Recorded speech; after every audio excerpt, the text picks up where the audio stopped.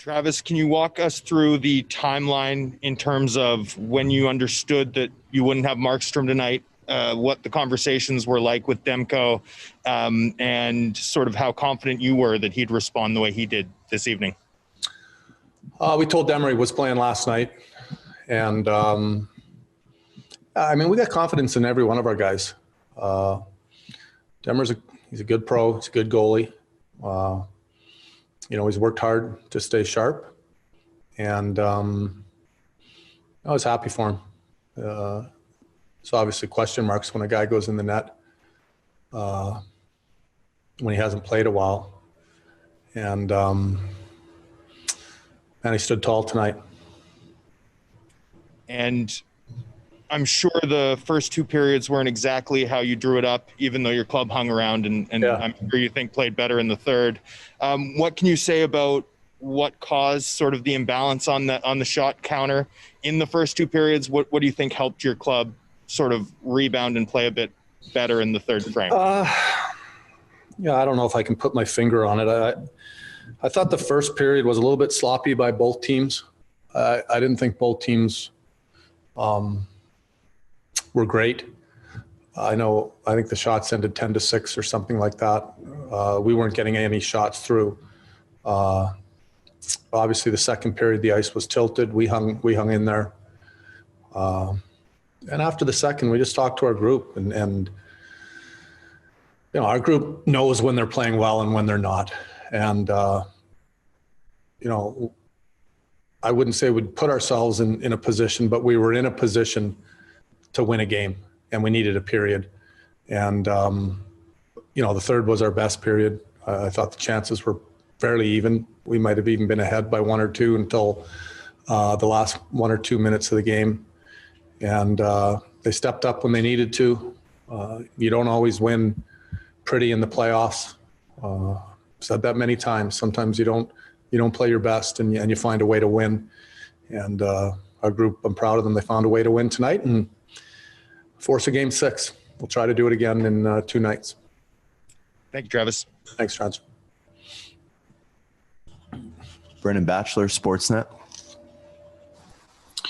Hey, Travis, just a thought on the work that Thatcher's been able to put in here over the last month since you guys arrived in the bubble, as a guy that, didn't have any guarantees of playing at all. But, for those of us that aren't there to see the work he puts in on off days and at practices when he's not starting, how much has that helped him meet this moment, do you think?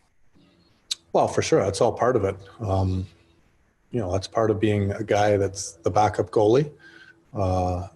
He's also a young goalie in the league, but he also knows that at any given time you can go in the net. And I said that earlier. He's a good pro, takes the job seriously, understands that when he gets in what's going to be expected, and give him a lot of credit. That's not an easy spot to go into tonight, especially against a team like that. They shoot a lot of pucks at the net. They're a good hockey team. And like I said, he stood tall for us tonight. Ben Kuzma, Post Media. Travis, Brock has his playoff points, but he's struggled to score. Could you tell early tonight? I mean, he had that really good ripper in the first period. He was around the net. He was engaged. Did you have a feel that maybe something was going to happen for him tonight? And what was the genesis of getting him back together with Petey and Miller? I don't know. I don't know if I can sit here and say I had a feeling, but I thought he was playing well tonight. I thought he was – we didn't have a lot of guys playing probably better than they have. I thought Best was playing better than he had. I thought he had a lot of jump in his step. Best is still a young guy. This is his first playoffs. I think he knows that he's had a little more in him, and it's not just always about goals. But I thought he had a strong game tonight. He skated hard, went to the hard places, and it was a big goal. As far as putting the line back together, we just needed a spark. Felt like we weren't. It was no secret we weren't going and put that line together for a shift, and they scored. And obviously, they have chemistry from the past, and kept them together the rest of the way. Farhan Lalji, TSN. Travis, can I ask you about Quinn? I know that there were some times maybe earlier in this series where he struggled at times in terms of controlling shot attempts and scoring chances and getting outscored. He seems to be getting better as this series has progressed. Do you see it that way? Have you noticed a bit of an elevation in his game? Yeah, I think he's getting more comfortable with this series. I I said it after the first or second game that, good players can adapt. Young, good players probably need to adapt. This is all new to him. He's further you go in the playoffs, you're playing against better, the best teams hang around.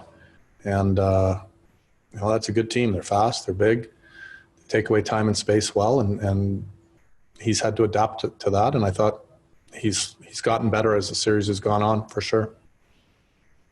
Patrick Johnston, Post Media. Travis, when did the notion that Markstrom might not be able to go tonight first appear? Told Demmer last night that he was playing. And, so that's about all I'm going to say about it. Mike Morreale, NHL.com. Hey, Coach, does this appear to be a long-term issue for Markstrom? Is there anything he can offer on his availability for the next game? You probably know the answer. He was unfit to play today, and we will see where he's at tomorrow. Jeff Patterson, TSN 1040. Hey, Travis, we've seen lots of teams in both bubbles use multiple goaltenders. With Jacob's workload and the condensed schedule, had you and Ian given any legitimate, serious consideration to a Thatcher start anywhere before tonight, or was it going to take an injury to Jacob to get Thatcher a start? Well, hindsight's 2020. Obviously, we hadn't done it. Would I consider it the rest of the way? I don't know, to be honest, Jeff. Marky's played so well. He's our guy. We've been going with him. You can see there has been other teams that have gone with one guy. I think it depends on the situation. Marky's a horse, and I don't give it a second thought what we've done so far in the playoffs. He's been a big part of why we're still playing. And again, I'm happy for Demmer that he stepped in tonight and gave us a phenomenal game. Happy for him and proud of him. Take a couple more for Coach Daniel Wagner, then Brendan Batchelor.